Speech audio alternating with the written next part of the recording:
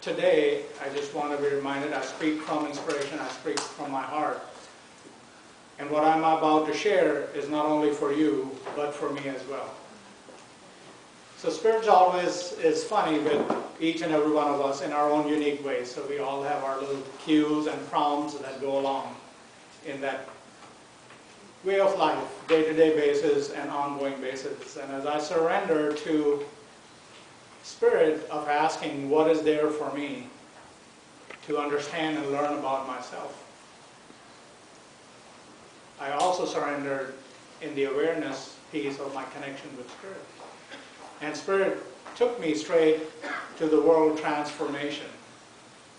It's a very small word, but it definitely has a lot behind it if you were to go researching about it. We all sit here in this chosen time and place within the context of our awareness. We are wanting something more. We are wanting something different.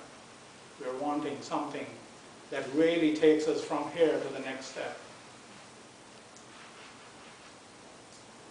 But there's a lot goes beyond our understanding to see and feel what we feel, why we feel when we are here.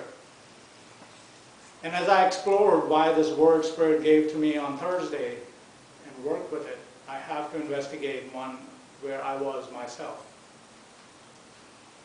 And I have to feel this word more than just what the dictionary says. I have to feel how it's applying to me. And that's where the understanding comes in thereof. So as I sat in silence, as I sat in giving in to Spirit to guide me to what I need to know and how I need to work, I was brought close to Dr. Wayne Dyer, who is now in the Spirit form right with us. And as I listened and tuned into his vibration, I was led to many different things to understand about this word itself. Some time back, he wrote a book called 101 Ways to Transformation. But his key point was, transform is made out of two words: form, the state of being, and trans, to go above.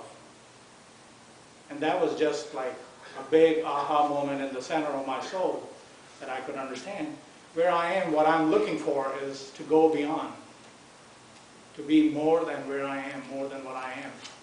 And as we all sit here, I want everybody to understand where we are will never remain the same unless we alone choose to stay where we are. Since past the Big Bang Theory,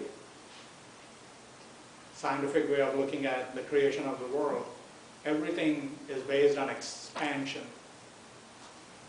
And no thing, time and place stays the same. Things evolve, things move on. Life expands, our thoughts expand, our awareness expands. Our needs, wants, desires expand. Everything is moving at a constant rate of growth. Only if we choose to stay where we are, we will remain the same. And this applies to us as an individual. It applies to us as a society. It applies us to organizations. It applies to all of us as countries and nations. Unless we choose to stay where we are, we seize the possibilities of expansion.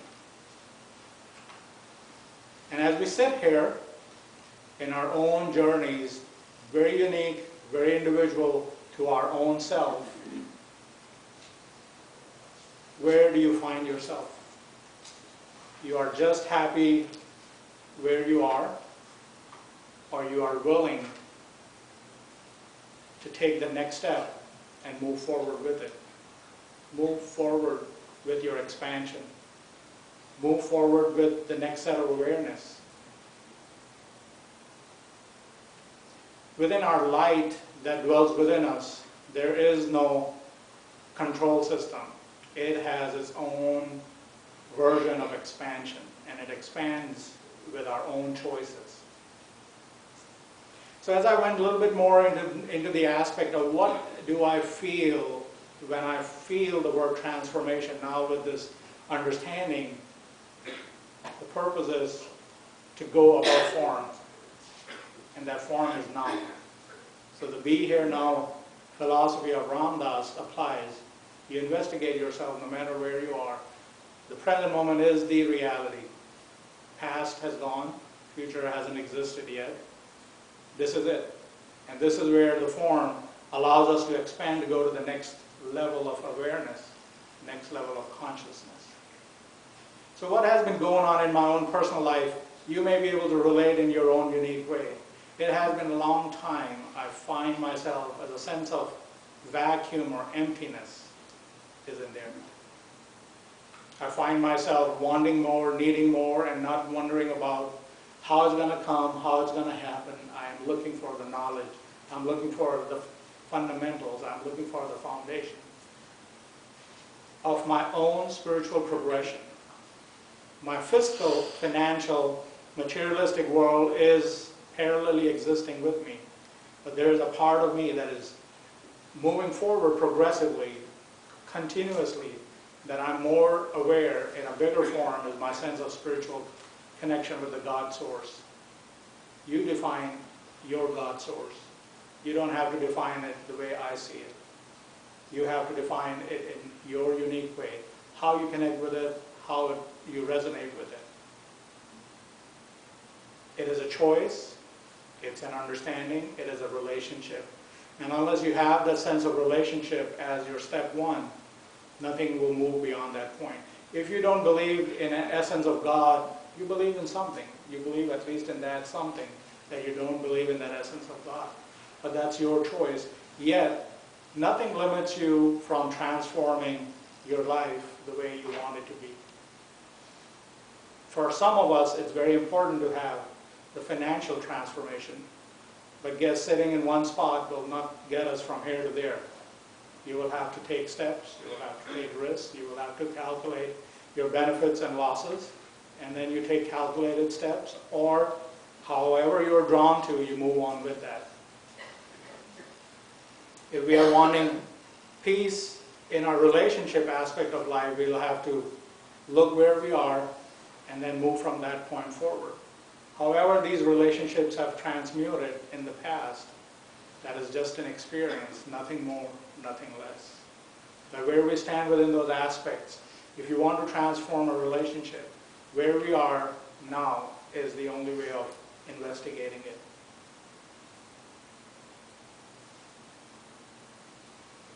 How you move spiritually is a total different story. There are so many things on the internet. If you go Google ways to spiritual transformation or signs that you need to look for. The one thing that has spoken to me is the yearning, the need to know what my source connection is and what the quality of that is. Once again, this feeling is very unique to us in our own unique way. When we sit in classes, when we sit in understanding workshops, seminars, we are looking for that higher understanding. We are looking for that thing that nurtures us, that fulfills our desires and wants in an emotional way. How we get impacted as emotion, registering by the brain, of the quality we feel with it. Do we associate with it? Do we not associate with it? If we are not associating with it, guess what? It really doesn't pay any impetus to spend time on it. Just let it be. And one of the passages from Dr. Wayne Dar's book also talks about don't dwell on negative aspects of life. Don't dwell on things that you, in your own definition, that cannot relate to, because that time can be utilized for something bigger and greater and positive that talks to you in your own unique manner. You must also do spring cleaning pretty much every day. Clean your thoughts, clean the people that are around you, clean up things and events of life that you are not resonating with anymore. One of his precepts also talks about all aspects of your life. If you are not addressing them in the here and now, they will surface within your spiritual evolvement, and you will have to address them at some point. So you better address them as you're going along or as they're fresh on your mind. Because if they are being put on the back shelf, that's why it's called the back shelf. It's stored somewhere. It is not here. It may be jumping at you with a physical phenomena happening in our lives. It has its own vocabulary, but you must deal with those situations because it allows you to brush off and clean up those experiences and move forward with it. Another sign of spiritual transformation that you may find within yourself, not having any attachment to the outcomes of situations, scenarios, and experiences in life. It is what it is. Or it will be what it will be. Not tuning in about, this is how I can manipulate my time and this is the result I'm going to get. Once you get attached to the result and the outcome, I think it defeats and takes away from the enjoyment of the process of it. So in 2003, I started my spiritual journey when I came to the U.S. I came to the U.S. in 2002. A few months later, I was just enjoying every bit of what I can say is my spiritual explosion in my awareness. Mediumship, psychic development, intuition, healing, you name it. I took classes 6 days a week, completely for the first 2 years, because it was feeding me. I was looking for it, it was looking for me, and we had this beautiful relationship. And I would work 10, 12 hours a day, and then I would go disappear and do my classes and everything. I needed that time. I was excited. There was a sense of excitement was there. I knew what the journey will lead me at the end with a certification from Casadega. And within what my experience was, if you go through the motions, it should take you 2.5, 3 years to get that certification label. Spirit had a different plan. And this is where I'm reiterating the point. If I had the attachment of that 3-year mark to be a medium, I would not have really figured out. As long as I can be a student of this program, I can push myself, I can expand my horizons. As soon as I become a professional, that sort of kind of limits me. So I stayed a student for many years, 8, 9 years time period. I just did whatever I could, push myself, go to seances, table tipping, transfiguration, ectoplasmic formation, you name it within the umbrella. I just attended everything. Just like for good food, I can go from here to North Carolina. For a good spiritualist experience, I can travel from here to wherever I know the teacher is. It's just a great experience. Sometimes if you just sit in the corner and you listen and pay attention, that's a teaching in its own self. That expansion was always happening within me. In this last few weeks, I'm finding that same vacuum within me. I just want to know more. That's where my feelings are. And thus, this word is in front of me. What my form is and what it will take for me to go one step up from this place. So, I have a big homework that I need to figure it out in the next few days, few weeks, few months, few years, because I feel I'm a perpetual student. And I feel you are all too. You may recognize that or not, but you are looking for the next best experience in your life that will change the definition of this experience.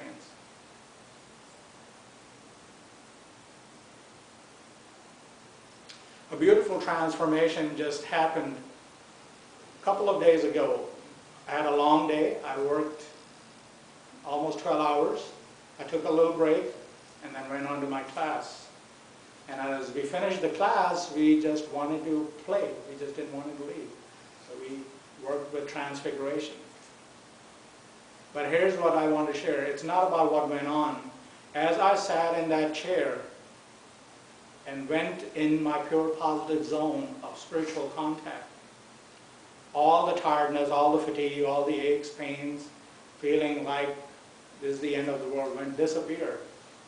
For the next 5, 7, 10 minutes, it disappeared. I have no idea what time duration it was. But that transformed my experience to when you step into the sense of the power, when you step into close to the spirit world, the higher consciousness, whatever is on the physical plane will shift along with us. It will give us a better experience. So I got charged up and I stayed up till like 1:30 at night. So it was a very extended, long day, but I just had the best time of just an experience, quick experience. What can transform within our physical body with the spiritual contact or with whatever the aspiration is for us. We all come from a different walk of life. We all come from a different perspective. The windows of our soul that we're looking out from have a different picture for each and every one of us. I am true to the picture I see, and so are you. But the ability to go from here to the next step is in your own personal inspiration, following your guidance, finding your teachers. My best teachers, some of my best teachers have been my worst experiences, because they told me what not to do or what to anticipate or how to respond. At work, I work at a hospital, I work in the Department of Surgery, I work with people that are super focused at all times, and if they are not like that, then they are not 100% dedicated to their work. So they have to be a certain way. And I'm not a clinical person, I don't have to deal with patients, but I have to oversee all these people. So I have to understand if I'm not following my gut feeling to say, this person that's walking towards me, step to the left and just dodge them, I would have a different outcome in that experience. It's just being aware of where we are can allow us to have a great experience. Sometimes one experience, one conversation, not the best outcome. If you don't sit with that experience, if you don't dwell, meditate, concentrate on that experience, you may miss the best learning opportunity. There is this one person that has openly sharing this experience. 2003, when I started to work in that department, he has a personality, I have a personality, that's work. But I did not hesitate to share with him how I feel about him. And he was taken aback. So we went through 6, 7 weeks of silence with each other. Professional courtesy was on point, work relationship was on point, but we didn't have this warm, fuzzy feeling for each other. Moment of transformation for both of us. He was not expecting anybody to tell him how they feel about him. I was not expecting myself to tell him how I feel about him. I went through that transformation. That same person's back again into my vicinity of work within the same feeling. So I was near borderline Friday to talk to him. Let's talk about this. Maybe he forgot his experience. Maybe that was not his learning curve. It was surely mine. I did not put it on back shelf, but what I feel, he stashed his feelings. And this is his time to bring him forward and to complete that journey. So sooner or later, I will have to have a sit-down conversation with him in awareness. Either we need to shake hands and move on, or we stop interacting one more time. This time maybe for a long period of time. But he is perhaps going through a transformation, and I will have to understand it because I'm not standing in his shoes. So when we deal with other individuals on our level of consciousness, we must recognize not everybody is walking the same astral plane, spiritual plane, emotional, mental, physical plane, just like we are. They are on a different journey. And they will respond, act, react based on their own sense of reality. They don't have any control over ours. Likewise, we don't have any control over them. So we sit here in the spiritualist church, we sit here in spiritualist congregation. The work with spirit, the readings about Andrew Jackson Davis, all the pioneers through chapter number 2 of Morris Pratt, because that's the only chapter I've read so far. So chapter number 2 of Morris Pratt, I read those pioneers.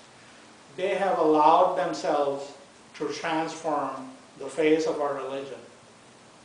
1800s, 1700s, 1600s, Swedenborg, you take back in time, they have prepared themselves to go through this transformational journey and leave us with such a beautiful legacy of spiritualist philosophy, religion, and science. What are we willing to do as individuals, as community, as society, as church, to evolve and transform and continue the legacy? Thursday, with the word of transform, I was also asked, what new has been done in your religion? Whoever is working with me gave me that heavy question. What new has been done to make this religion remarkable?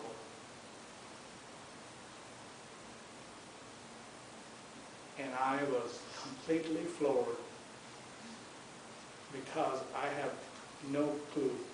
I have no idea. And I'm speaking to each and every one of us with sincerity because there is so much more. There's so much more that we can offer within this aspect of life, aspect of understanding, aspect of continuity of life. But are we willing to walk that path? Are we willing to shake hands with people and be brave enough to say, this is what we believe in? This is where we come from. Working at a Seventh-day Adventist and being able to stand in my own skin and shoes has not been a challenge because I have awesome people that I work with. They understand, they leave me the flexibility of my religion and belief. Yet, I know where they stand with it. But I'm not afraid to stand in my own truth either. That experience has taught me and transformed my belief in my philosophy of spiritualism. As individuals, whatever your beliefs are, what are you doing for your own sense of belief? That is the question Spirit is leaving us with today. What you believe in is yours. What are you going to do about it?